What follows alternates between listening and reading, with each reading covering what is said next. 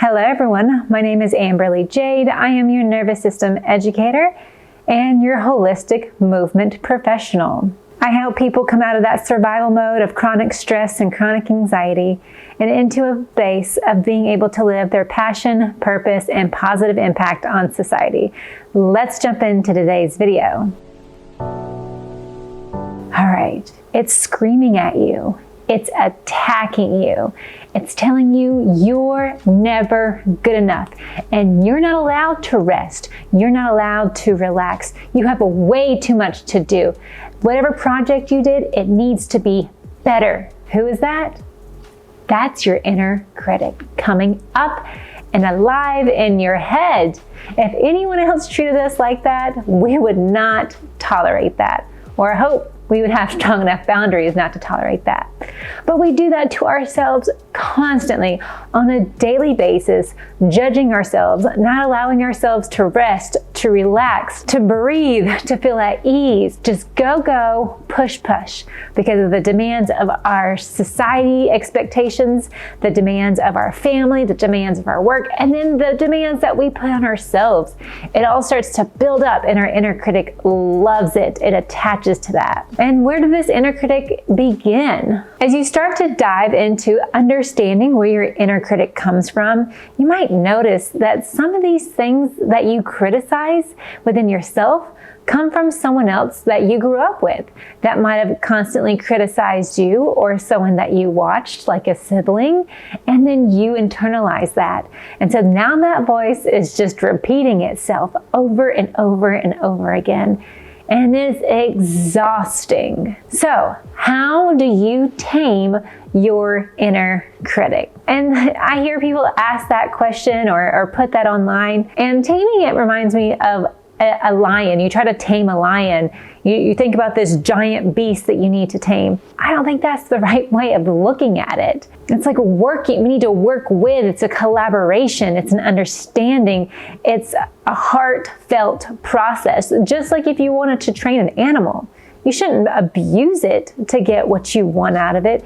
It should be a loving team relationship of working together. It's a process. It's two different entities coming together to work together. Except the inner critic is not a different entity. It's you.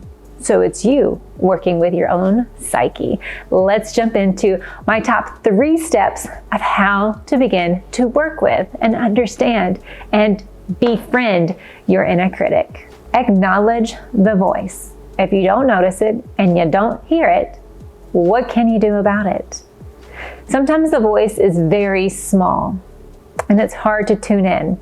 And it's like, how do we begin to separate ourselves and how we identify ourselves to this inner voice that's constantly criticizing us?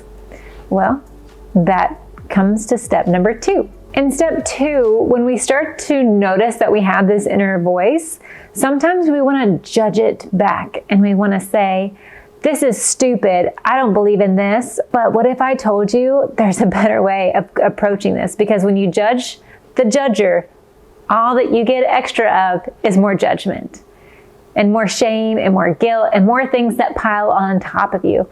Well, what if I said it's time to befriend your inner critic? Your inner critic is there just to keep you safe. It's trying to show you something. It's like your emotions.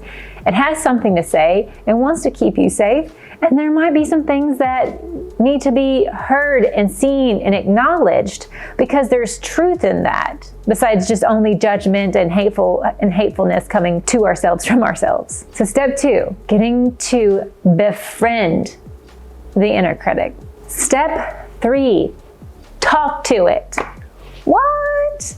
Yes, we might think that's silly to talk to ourselves, but we need to engage with different parts of us. We are a dynamic human being with a dynamic human experience and dynamic characteristics, and we're ever so always evolving, especially if you're into personal development. So this is why I encourage journaling or meditating or visualizations to help to get to know your inner critic and why it's there. What is its purpose? What does it have to say to you? What do you have to say back to it? Some of us, again, we might judge this process, especially initially, because it feels very foreign to be engaging within ourselves. But we have this internal dialogue, most of us do. But we might say, oh, this isn't real, okay?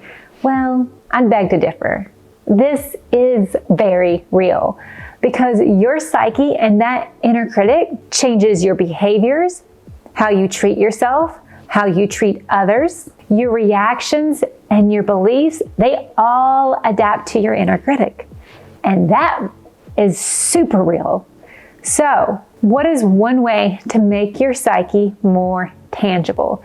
It's to engage with it in various interactions while you are awake. And so that's journaling, visualization, meditation. So those are my 3 steps of getting to know your inner critic.